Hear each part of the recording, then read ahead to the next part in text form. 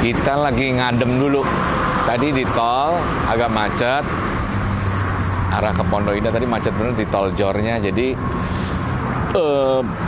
mesinnya agak panas. Habis ini kita cek airnya, tapi belum saya buka, ngerokok dulu sambil ngadem, baru ntar kita buka radiatornya.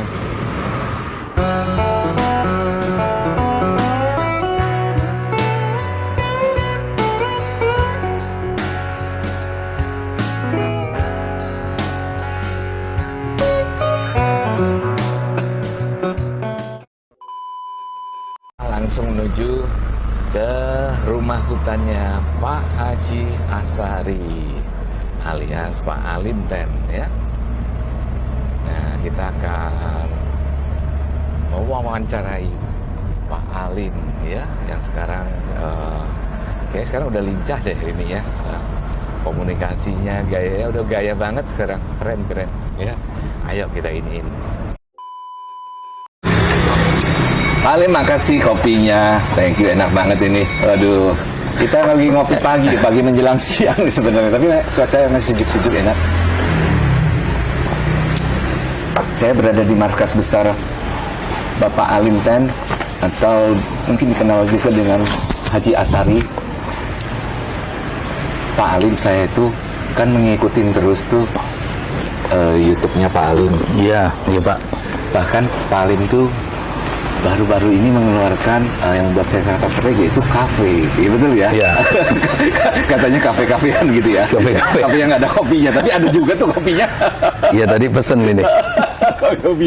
Nah inilah kafenya tuh. Ya, tuh keren banget tuh ya. Sampai ada tulisan pengamen dilarang masuk.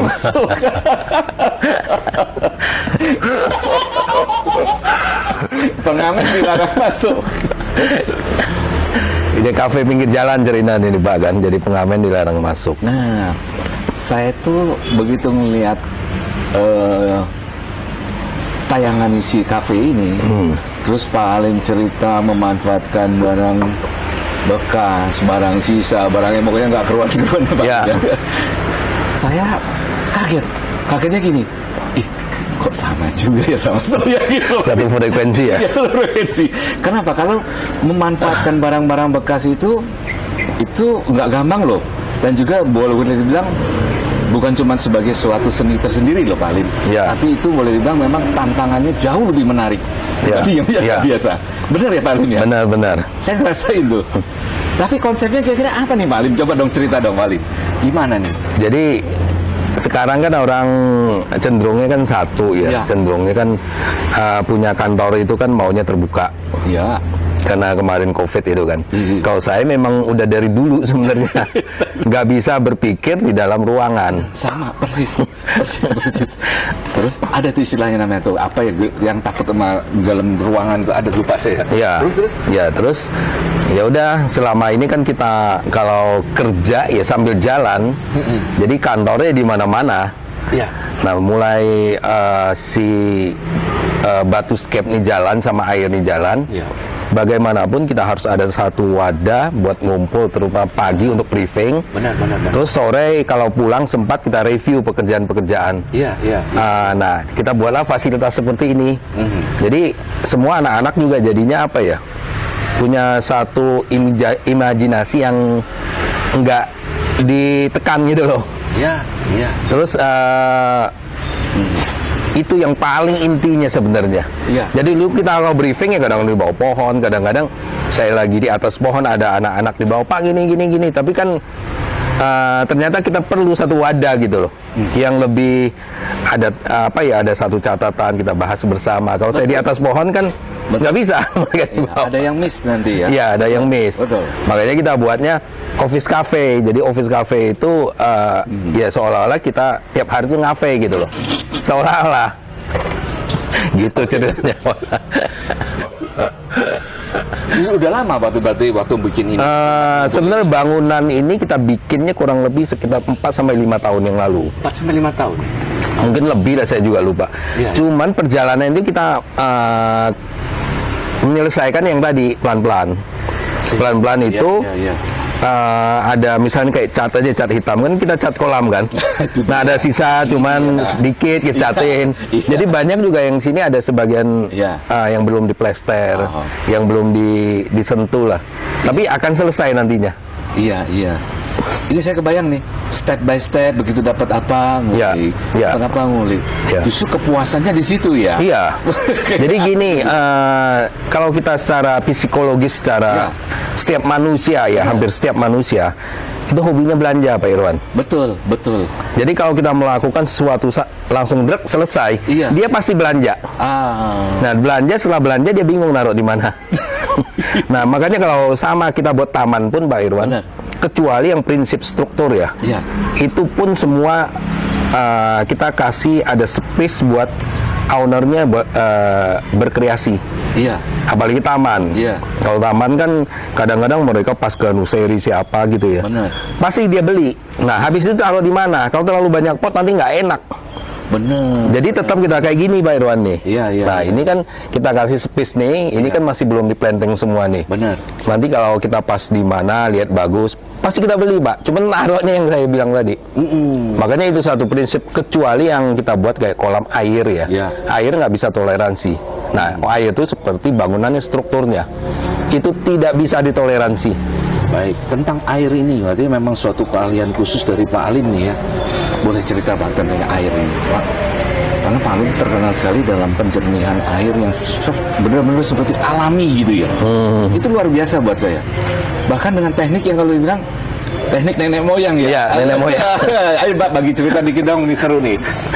Kalau untuk air ya, Pak ya, apa ya? Mungkin saya tinggal di lingkungan yang tidak menguntungkan. Tapi di lingkungan, bukan maksudnya di sekeliling desa-desa yang lain, tapi di tempat saya sendiri, itu luar biasa airnya baik. Oh, di Bangka juga artinya ada air yang baik ya. Tapi setahu saya ada beberapa desa, termasuk desa saya kan. Tapi yang kelilingnya enggak, mereka mendapatkan air yang FE-nya tinggi segala macam ya. Terus tingkat keasamannya tinggi banget ya. Ya pasti di bawah 7 lah rata-rata ini yang pH-nya. Nah dari situ kan selalu kan apa ya, kita lihat air terus mereka orang-orang tua zaman dulu yang tidak beruntung di desa yang lain, mereka terpaksa harus membuat sistem filterisasi yang sederhana. Sistem gravitasi, pokoknya ada ijuk apa ya dia ini. Nah itu sebenarnya kan itu dasarnya gitu loh. Dasarnya. Terus habis itu kalau kita jalan ke rawa-rawa kan tempat saya kan banyak banget bekas pertambangan kan. Kalau dia udah puluhan kalau udah puluhan tahun si pertambangan itu pasti tumbuh kayak kayu gabus itu yang pule air terus macem-macem lah itu pokoknya tanaman rawa. Tapi itu butuh puluhan tahun, Pak. Awalnya mereka si air habis ditinggal pertambangan itu pH-nya bisa 4 sampai 4,5. Jadi dia butuh waktu yang lama sekali, puluhan tahun untuk recovery, bisa naik biasa sampai 6,3. Bisa itu? Bisa. Tapi udah mulai daun-daun udah masuk, terus lumut. Nah berawal dari situ sih sebenarnya. Terus masuk kita ke rawa-rawa tadi. Kalau kita injek, kok dia butek, kalau kita tinggal sebentar dia jadi bening. Nah mulai dari situ gitu loh. Apa tuh kesimpulannya? Kesimpulannya memang alam tuh yang terbaik. Nah, kita kalau mulai dari situ kita coba, terus ditambahin dengan teknologi jauh lebih cepat dibanding di alam tadi. Itu kesimpulannya alam sebenarnya. Ada material-material tertentu ya memang bisa ngurangin ini. Saya juga belajar dari YouTube, internet segala macam, di-combine sih sebenarnya, Pak. Tapi berawalnya dari situ sebenarnya. Nah, kisah awal tadi begitu langsung bisa itu atau kena kepepet atau gimana tuh, Pak? Kategorinya kepepet juga. Kepepet. Karena langsung terima order gitu atau gimana? Enggak, dari teman. Saya ada beberapa rumah makan kan. Saya ada kolam. Jadi kita kerjanya tiap hari yang nguras kolam. Terus kalau itu terus baunya luar biasa itu yang nggak tahan. Selain butek kan bau dia. Semakin air tuh semakin kalau ada ikan, dia ikannya semakin stres, dia akan keluar lendir, dia akan amoniak tambah naik, tambah parah. Oke. Nah itu yang kita ngebalance itu gimana caranya. Akhirnya coba sambil belajar di ini, nanya-nanya. Ya. Akhirnya kita ambil satu kesimpulan. Ya. Nah dari satu kesimpulan ini, terus kita akhirnya berkembang pelan-pelan. Jadi itu lama juga Pak berkembang bisa yang seperti di aviary ini ya. Ya, iya. Yang ya low maintain banget. Low maintenance. Ya. Jadi ini berangkat dari sebenarnya ada untuk mengatasi suatu kendala di proyek di restoran Pak Haji kan Ya. memang Ya, sama di rumah ya, sama di rumah. Akhirnya ketemu idenya, Ya. kunci-kuncinya ketemu dan ada Ya. bumbu dapurnya. Ya. Nah setelah itu mulai datang menerima order ya. Ya. Itu proses berapa lama tuh sampai Itu dikenal? cukup lama sih itu. Dari tahun berapa tuh Pak? Sebenarnya dari mulai hobi dari dulu ya di air ya. Cuman mulai ininya pas lepas kerja. Ya. Terus ada waktu, terus dari segi finansial juga kita ya beli istilahnya pasir, kita mampu beli media mampu. Nah mulai dari situ, teman-teman tuh dari Lampung, dari Pulau Bangka yang tinggal di Jakarta ini ya minta tolong nyobain, termasuk air konsumsi itu.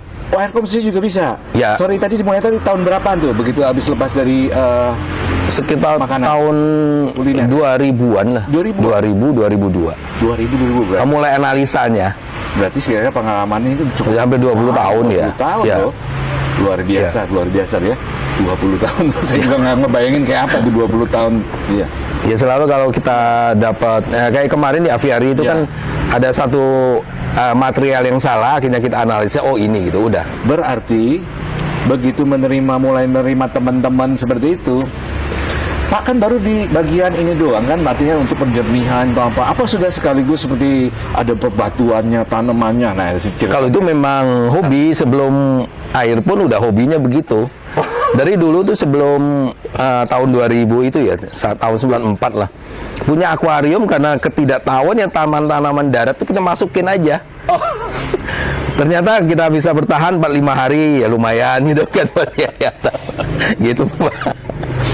Nah, sekitar tahun 2010 itu kan 2009 udah mulai aquascape udah mulai bagus kan. Akhirnya mulai belajar dikit-dikit ke aquascape. Gitu ceritanya. Wah, simpel aja sih. Tapi yang air konsumsi ya kita bersyukurnya bisa banyak bantu orang juga. Air konsumsi. Ya, jadi air yang karat, terutama ya TDS-nya tinggi, terus pH rendah itu kita bisa buat dia layak untuk dikonsumsi standar pemerintah. Dari tidak layak. Iya. Dengan cara yang sederhana juga. Dengan cara yang sederhana. Yang saya sebut itu kalau air konsumsi lebih banyak ke aerasi tadi. Ya, ada vlognya di Irfan waktu di Taman Mini itu. Benar. Itu sederhana. Banyak juga yang DM saya, terus foto gambar sederhana pun saya DM balik.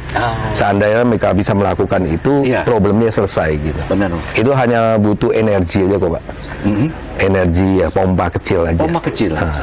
Wow, luar biasa. Salut Pak Alin, luar biasa. Jadi pengalamannya seru ya Pak Alin. Nah Pak Alin, kalau misalnya sebenarnya Pak Alin tuh kisah masa kecilnya gimana sih Pak? Pengen tahu nih kita. Kalau masa kecil ya kayak biasa, kan, bangga. Cerita dong Pak, cerita Pak. Masa kecil kalau kita lihat Laskar Pelangi, masih lebih enak Laskar Pelangi. Itu aja prinsipnya. Masih aja gitu. Iya, karena mereka masih punya sepeda untuk belanja gitu kan. Kalau kita ya benar-benar nggak ada. Oh Pak Alin berarti boleh bilang start itu pun dari keluarga yang benar-benar boleh bilang agak bawah gitu ya Pak ya. Agak bawah gitu ya. Tapi gitu Pak ya, seru ya. Ya tapi memang waktu itu kita ya bahagia aja, gembira, bahagia. Terus teman-teman pun dari kecil tuh solid karena apa ya memang liburan ya bantu orang tua ke kebun kan, nggak ada main kan. Terus kalau ya sekolah tuh ya kita diwajibkan, pokoknya nggak kamu boleh main apa tapi sekolah tuh harus. Keluarga besar ya paling ya? Ya keluarga besar, 12 bersaudara. 12 bersaudara. Ya. Wow. Saya pernah di Sumatera. waktu masih kecil juga. Saya tinggal di daerah Sumatera Selatan, yaitu di daerah Muara Enim sama Linggau. Muara Enim waktu itu kayak listrik masih jarang sekali ya, jadi kita memang harus pakai lampu. Rumahnya rumah panggung. Seperti itu juga mungkin di Bangka. Kalau saya Bangka itu masuk listrik kalau nggak salah tahun 98 atau 2000 gitu. Lama juga lu, berarti ekstrim tuh. Ekstrim. Jadi kita kalau berangkat, saya kan kebetulan sekolahnya SMA sore, pulang malam. Jadi gimana tuh? Kalau nggak musim bulan purnama, kita lihatnya cuma garis atas saja itu, Pak. Kan jalannya kan begini. Jadi kita nggak pernah lihat bawah. Kalau kita pakai, tapi jauh, saya udah punya sepeda itu SMA. Cuman kita lihat lurus gini ya nggak kelihatan. Kalau kita pakai dinamo ya namanya, kan berat. Karena udah pakai feeling, kita lihat gini aja. Ini kan ada pohon-pohon. Kita naik sepeda, ya udah lihat aja gini. Jadi itu garis jalannya kan kita udah hafal. Oh, cara mengukurnya begitu. Ya, satu. Terus yang repotnya itu, habisnya hujan. Jadi yang kita pergi nggak ada got misalnya gini, tahu-tahu ada got. Benar. Jadi akhirnya kan jalan kalau ada naik turun pasti ada. Ini karena kan jalan tanah. Terus nggak ada got, ya bener-bener tanah yang belum, bukan yang tanah kiri kan ada got. Benar. Nah itu yang ya masa kecil yang luar biasa. Terus ya kadang-kadang nabrak. Tapi kadang-kadang kita mau nggak mau kalau di jalan begitu, ya kita harus kalau ngebersiul, kadang ngobrol, kayak orang kalau sendiri kayak orang gila. Iya, ngasih kode deh, guys. Iya, biar ketemu ini nggak tabrak. Tapi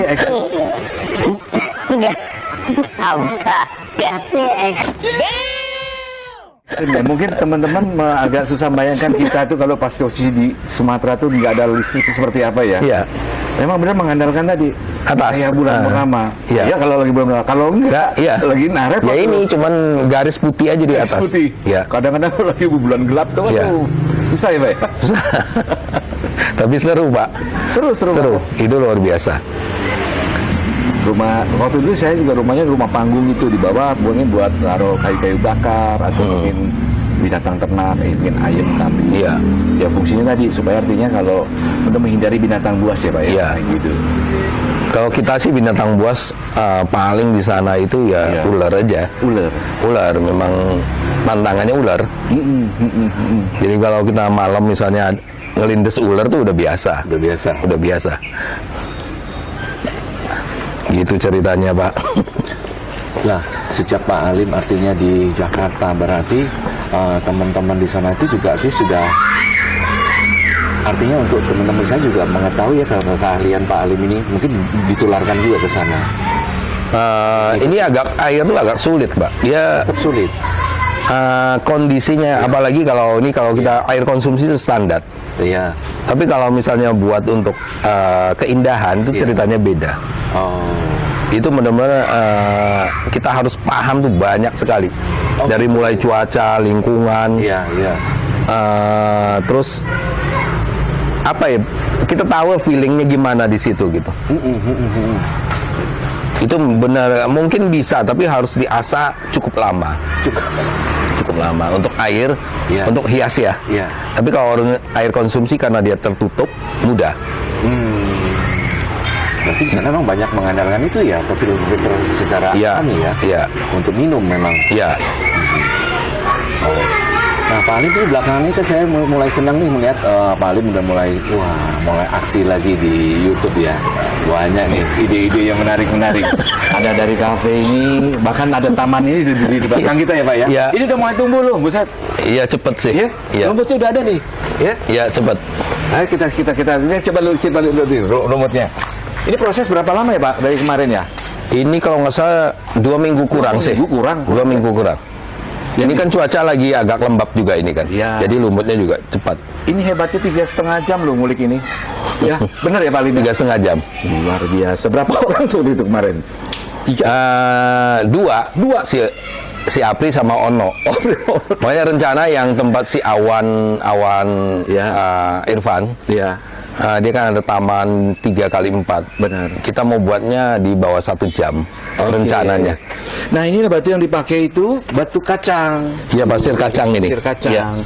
Ya, kalau sepengetahuan saya memang jenis-jenis batuan sedimen atau batuan yang terbentuk karena pelapisan penumpukan. Iya. Biasanya banyak kapur.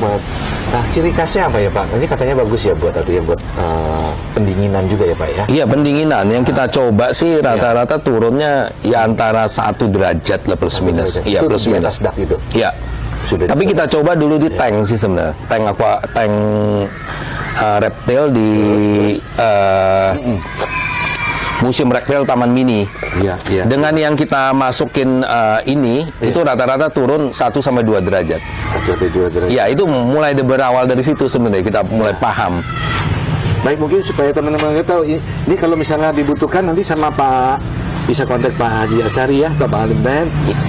Kelebihannya banyak sekali. Saya juga ngeliat dari warnanya juga asik gitu loh ya, natural banget. Dia tambah lama tambah jadi. Tambah jadi. Ya, kalau ini kan masih agak nantang di mata kan. Benar. Terus kelebihannya itu sebenarnya tanam halaman kecil tampak luas, Pak. Sebenarnya itu. Oh gitu ya, rasa seperti itu. Iya, ini kemarin kan saya ada buat itu. Kemarin kan rungsek ini. Iya. Baru saya nyambungin, YouTube-nya mungkin keluar sebentar lagi. Oke. Jadi dari yang rungsek kan kesannya sempit, saya uruk langsung jreng gitu. Oh, bagus. Dan bisa untuk apa ya? Kalau nggak salah kucing atau apa tuh? Ya, dia menghindar. Menghindar atau pup di sini. Ya, menghindar. Buang air ya. Ya. Nah, ini sebenarnya cerita pasir kacang ini, Pak Irwan. Saya kan nggak tahu sama kampung itu mungkin kita mainin seperti itu ya. Iya. Itu tiap saat tuh boleh dibilang kangen ya. Kalau kita udah mikirin kampung, lihat foto aja, itu bisa buat hati tenang. Makanya ini ada paku andam, ini kan dibawa dari sana. Kita lihat ini udah cukup di nabrak sama pasir ini. Apalagi tambah ini pohon nasi lebih ini lagi. Nah, itu mulai dari situ. Iya. Akhirnya saya kirim ini, ternyata asik main pasir ini. Oh, sejarahnya gitu. Terus sekarang ya buat temen-temen saya di kampung ya, mereka ada kegiatan lah. Ada kegiatan buat ini ya. Benar. Lucu ya, memang udah kecil-kecil gini ya.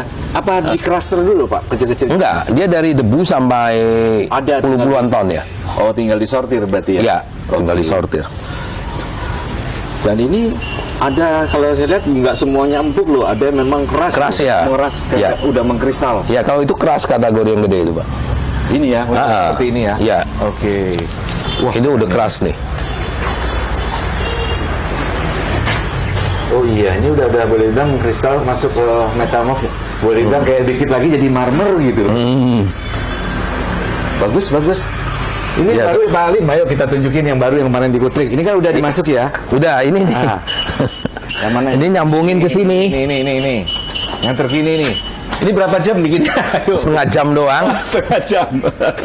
Gampang kalau pakai ini. Yang penting covernya udah dapat. Ya. Kita tinggal planting nantinya. Ayo kita lihat dulu sebelum nanti saya juga mau masuk ke dalam kafe kopi nih. Siapa tahu ada kopi lagi dalam. Iya. Tuh. Keren. Bagus. Dan ini tinggal planting nih, Pak, nih nantinya. Benar. Iya. Oh, masih planting lagi. Iya. Ya, ini kan masih polos banget kan. Nah, ininya nih jangan lupa Pak Alim nih, coba ceritain Pak Alim, ini batu legendaris Laskar Pelangi nih. Iya, ini batu granit Bangka sebenarnya. Jadi mereka itu kan di gunung itu diambil buat fondasi. Buat fondasi. Cuman lempengan besar-besar kayak gini. Kita minta tolong dikumpulin. Mau dong kalau ada kemudian. Iya. Mau dong gitu. Lucu, bagus. Iya. Warna yang menarik. Dan ini granit kerasnya luar biasa. Iya, granit Bangka. Beratnya kalau 1 ton ini 3.000 kilo. Iya. Iya. Nah, ngomong Pak Alim tuh ada batu yang 3 ton di sana. Kapan tuh mau di itu? Iya, justru itu, Pak. Saya kemarin baru kepikiran mau buat di situ. Karena pintu kecil itu. Saya sambungin buat konstruksi dulu. Di mana? Pintu? Sebelah itu ada pintu. Oke. Ya, kemarin baru kepikiran. Masih mau di atas? Ya. Tetap mau di atas? Mau di atas. Oke deh. Jadi eksotik. Pak, lihat dalamnya, Pak. Karena Ayo. ada sesuatu juga nih.